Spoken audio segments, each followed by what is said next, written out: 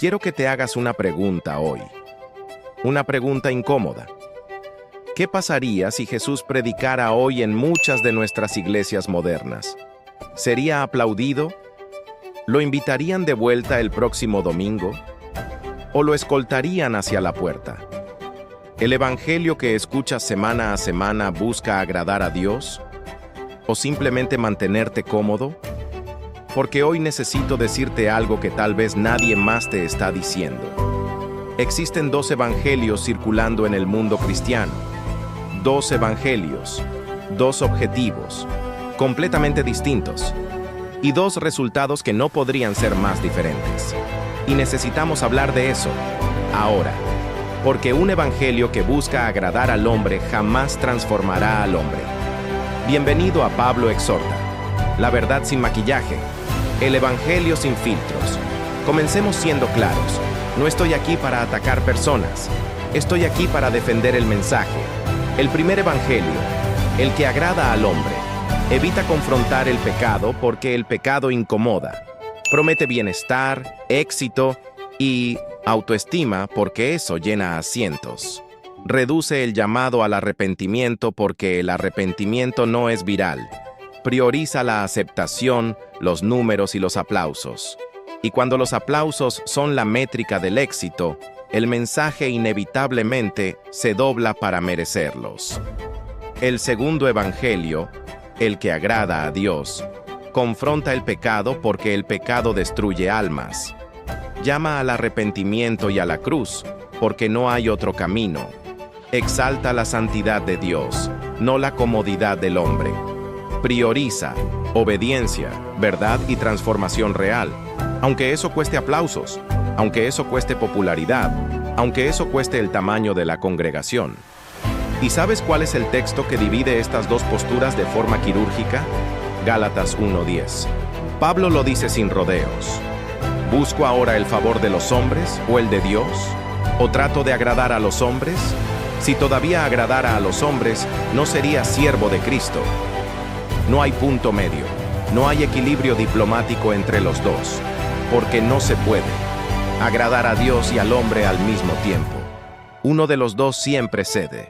Ahora bien, el evangelio suavizado no ocurrió de la noche a la mañana. Fue un proceso, gradual, casi imperceptible. ¿Cómo ocurrió? Primero vino el miedo a perder personas. Un predicador ve que cuando habla de pecado, la gente se va. Cuando habla de arrepentimiento, la sala se vacía. Y entonces, con la mejor de las intenciones, empieza a ajustar el tono. Solo un poco. Solo para que se queden. Solo para que abran sus corazones. Después llegó la cultura de consumo. El mundo moderno convirtió todo en producto. Y la iglesia, en algunos lugares, siguió la misma lógica. El oyente es un cliente, y el cliente tiene que quedar satisfecho. El sermón tiene que ser motivacional, tiene que dejar a todos sintiéndose bien. Si no, cambiarán de iglesia como cambian de canal.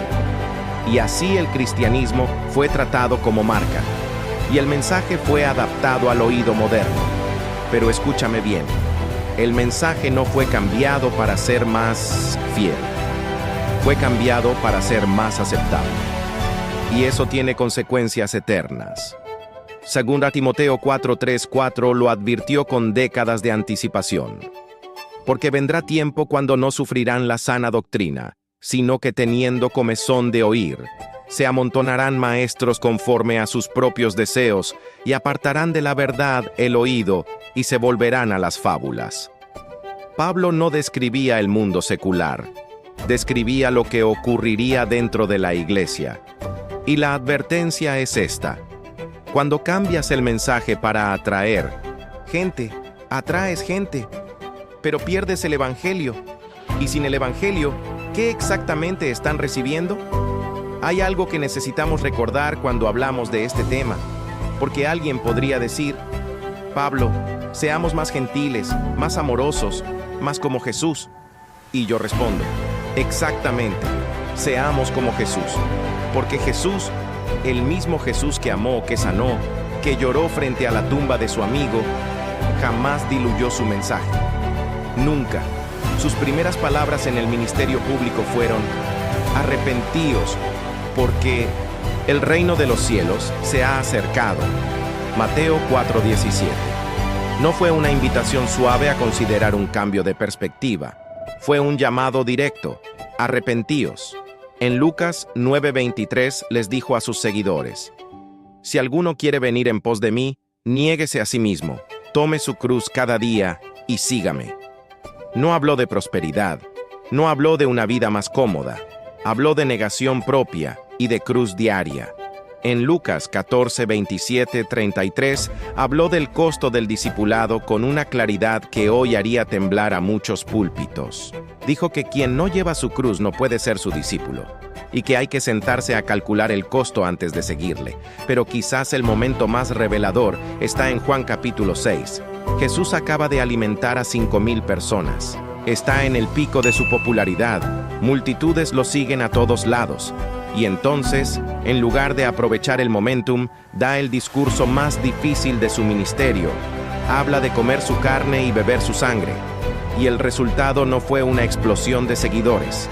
El resultado fue que muchos de sus discípulos dijeron: dura es esta palabra, ¿quién la puede oír? Y se fueron. Jesús los vio irse, y no corrió detrás de ellos para suavizar el mensaje. No llamó a una reunión de emergencia para reconsiderar su estrategia comunicacional. Se volvió a los 12 y les preguntó: ¿también vosotros queréis iros? Jesús prefería perder multitudes antes que traicionar la verdad. ¿Puede decirse lo mismo del evangelio que tú escuchas? Los árboles se conocen por sus frutos, y los evangelios también. El evangelio que agrada al hombre produce cristianos inmaduros que no tienen herramientas para enfrentar el sufrimiento, porque nadie les habló del sufrimiento. Produce una fe superficial que se desmorona en la primera tormenta real. Produce iglesias llenas de personas que conocen las canciones, conocen el ambiente, conocen el lenguaje, pero tienen el corazón vacío. Produce seguidores sin cruz, y un seguidor sin cruz no es un discípulo, es un admirador. El evangelio que agrada a Dios produce algo completamente diferente. Produce discípulos transformados, personas que no son las mismas que entraron. Produce santidad real, no perfecta, pero real. Produce perseverancia en medio de la prueba, porque cuando alguien ha entendido la cruz, entiende también el sufrimiento, y produce fruto eterno. No números, no estadísticas, fruto que permanece. 1 Corintios 1:18 lo resume así: porque la palabra de la cruz es locura a los que se pierden, pero a los que se salvan, esto es, a nosotros, es poder de Dios. El evangelio verdadero siempre parecerá locura a quien prefiere comodidad, pero para quien está siendo salvo, es el poder más real que ha experimentado en su vida. Entonces llega el momento de hacerte las preguntas que importan. ¿Qué evangelio estás escuchando? Uno que te confronta, que te incomoda, que te llama a morir a ti mismo, o uno que siempre te deja sintiéndote validado, sin desafíos, sin demandas reales. ¿Qué evangelio estás siguiendo? Hay una cruz en tu vida. Hay negación propia. Hay áreas de tu vida que han sido transformadas porque la verdad de Dios entró y no se dio ante tu comodidad. ¿Y qué evangelio estás compartiendo? Porque si has recibido un mensaje suavizado, eso es lo que transmites. Y estarías dándole a alguien una versión del evangelio que no tiene el poder de salvarle. Romanos 12:2 nos llama a algo distinto. No os conforméis a este siglo, sino transformaos por medio de la renovación de vuestro entendimiento. No conformarse, transformarse. Y déjame decirte esto con toda la claridad posible. Dios no nos llamó a ser populares, nos llamó a ser fieles. La fidelidad no mide su éxito en aplausos, lo mide en obediencia. Lo mide en si el mensaje que predicamos es el mismo que entregaron los apóstoles, el mismo que Jesús vivió, el mismo que la Escritura sostiene. Eso es lo que importa. Permíteme cerrar con esto. El Evangelio verdadero no fue diseñado para agradar, fue diseñado para salvar, para confrontar lo que necesita ser confrontado, para transformar lo que el hombre, por sí solo, jamás podría cambiar. Y sí, puede incomodarte, puede confrontarte, puede pedirte cosas que no estabas dispuesto a dar, pero es el único evangelio que tiene poder real, el único que produce vida real, el único que conduce a la eternidad con Dios. Porque el evangelio que agrada a Dios puede incomodarte hoy, pero te dará vida eterna mañana. No intercambies lo eterno por la comodidad de hoy. Si este mensaje te confrontó, te desafió, o simplemente te hizo pensar, no te lo quedes solo para ti.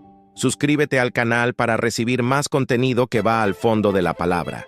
Dale like si valoras un mensaje sin filtros. Y comparte este video con alguien que necesita escucharlo, porque hoy más que nunca, el mundo cristiano necesita volver al evangelio verdadero. Y en los comentarios, escribe esto: prefiero agradar a Dios, no al hombre. Que sea tu declaración. Que sea tu postura. Esto es Pablo Exhorta. La verdad sin